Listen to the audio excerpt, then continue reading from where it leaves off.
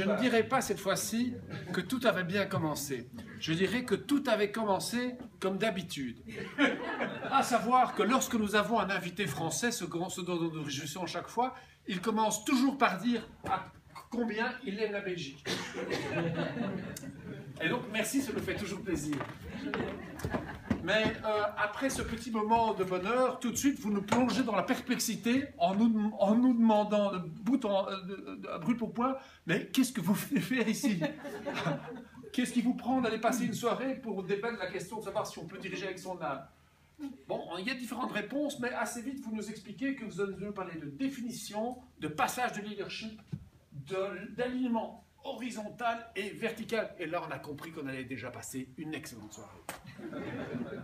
Vous commencez avec l'évolution du leadership pour nous dire, en fait, en deux mots, que ça a très mal commencé et que nous arrivons aujourd'hui à l'apogée absolue du leadership, puisque à l'époque antique, c'était tous des grosses brutes dictatoriales, puis déjà longtemps, c'est passé là, le Taylor, et puis enfin le leadership transactionnel, et puis après le leadership transformationnel.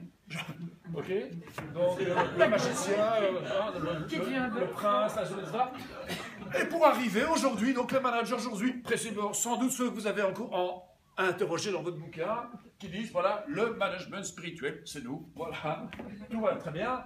Et qu'est-ce qui se passe? Qu'est-ce qu'il y a dans ce management spirituel? Ben, d'abord, la définition. Vous avez remarqué, c'est une soirée où on a passé notre temps à définir les choses. Préoccupation particulière. Et donc, en effet, cette définition de la spiritualité, et là, vous nous avez parlé, ben, spirituel, c'est avoir du sens, c'est donner du sens, c'est avoir des valeurs, c'est aller chipoter la transcendance, et c'est se poser dans les vérités ultimes.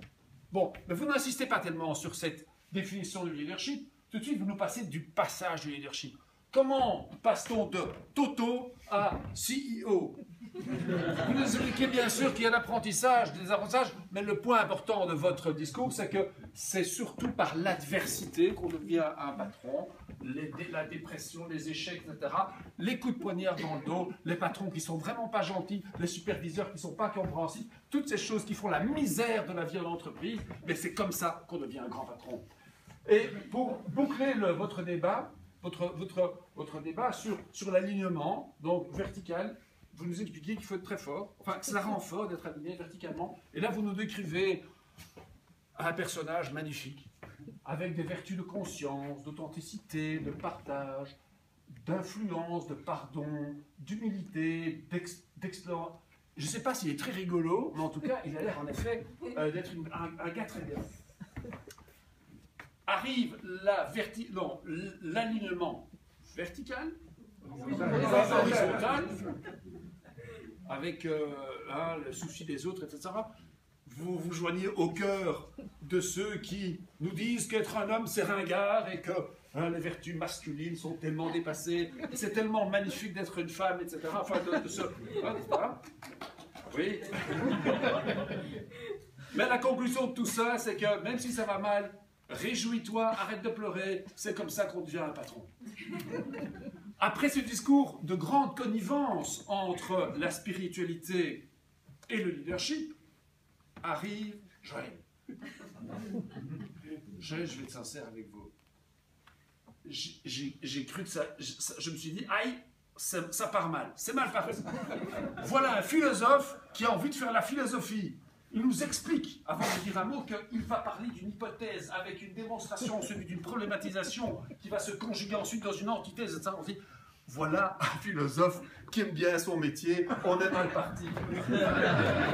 Et puis vous nous posez des questions pour nous dire tout de suite, vous reprenez les questions, peut-on diriger avec son âme? Je ne sais plus, c'était non, parce que là, il y avait une autre question à laquelle vos réponses étaient oui. Conclusion, on s'est dit, ah ben c'est très bien, on va pouvoir rentrer chez nous, le débat est clos. Pas du tout, parce que à ce moment-là, vous aussi vous vous engagez dans la même entreprise difficile de définir la spiritualité. En fait, il faut savoir que depuis que Philosophie et Management a lancé son cycle Spiritualité et Management, tous les orateurs passent la moitié de leur discours à définir la spiritualité. On en était ce soir à la 45e, 688, tienne définition de la spiritualité. vous avez ensuite fait une laundry list des exercices spirituels, au choix, selon le choix. Nous avons même eu droit à des passages très inspirés de Maître Eckhart. Hein, Maître Eckhart vous parle. J'ai pas compris. J'ai résumé. Je commence un peu à m'énerver. Et puis là, vous dites des choses qui me font plaisir. Vous nous dites, par exemple, vous nous dites, attention, la spiritualité, c'est du pipeau. Et là, on sent, il va y avoir une tension intéressante dans le débat. Ça ne peut pas fonctionner. Et vous nous parlez de Goethe, etc. Deichmann ou je sais pas qui disait Goethe. Bon. Vous nous expliquez aussi, et c'est très intéressant, que la spiritualité n'est pas la même chose que l'éthique. Et en effet, c'est pas parce qu'on est spirituel qu'on devient un bisounours. Très intéressant. Vous nous dites également que la spiritualité dans l'entreprise, dans le leadership, vous n'y croyez pas une seconde, c'est un truc que les dirigeants, les picsous, utilisent pour se faire mousser. Vous utilisez cette très jolie expression d'être un navetteur de soi-même.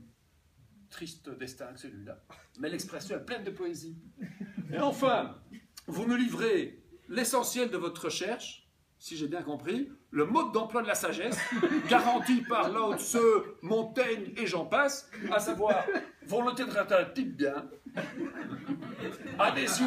adhésion au flux, engagement politique radical. Attention, faites attention, Joël. Attention, par les temps qui courent, la sûreté de l'État n'est pas loin. Vous allez vous retrouver en compagnie de Fouet de Belkacem. Attention. Enfin, la maîtrise de soi, d'accord. L'attention au langage, c'est bien ça que vous dites. L'attention au langage, en effet. Et l'attention au plus faible. Voilà, mode d'emploi, si vous devez dire sage, on sait comment il faut faire. Et vous terminez avec une question, est-ce que ta vie vaut quelque chose ou rien du tout? Et puis il y a un bouquin qui je vais m'empresser de lire parce que j'aurai la réponse dedans, savoir si ma vie vaut être vécue. Mais vous terminez aussi de manière très jolie en nous expliquant que finalement, vous parlez de cette histoire d'eau propre et d'eau sale, etc., mais que nous sommes tous... Finalement, si avoir de la valeur, c'est aussi simple que peut-être une eau de source, on a peut-être une chance de s'en sortir. Bon, à ce moment-là commence le débat. Très fort, hein, le débat. La réponse, Zwan Falun, c'est comme ça qu'on dit? Zwan Falun, ok, très bien. Donc, en effet, ça veut dire que c'est quoi le but d'être humain? On a toute une catégorie, donc voilà, vous pouvez choisir, il y a un catalogue de réponses, tout près. Des très jolies phrases également, des perles. La spiritualité, l'utilité fatigue la spiritualité. Les mots fatiguent la spiritualité. La spiritualité, c'est comme la modestie, quand on dit qu'on l'est, on cesse de l'être. On pourrait dire même que la spiritualité s'évanouit dès qu'on parle d'elle. Certains nous parlent également de garder son arrière-boutique, de garder cette intériorité. Et puis après, on a un débat, je me suis moi-même emporté, donc j'ai totalement perdu le critère numéro 3 ou 4 de contrôle ce soir, c'est pas mon fort. Je me suis énervé sur cette question de se dire finalement, spiritualité, etc. Et donc ici, on voit un boxeur qui dit ça va beaucoup mieux depuis que je fais de la méditation. On est arrivé dans des trucs scabreux comparant la spiritualité à la sexualité, etc.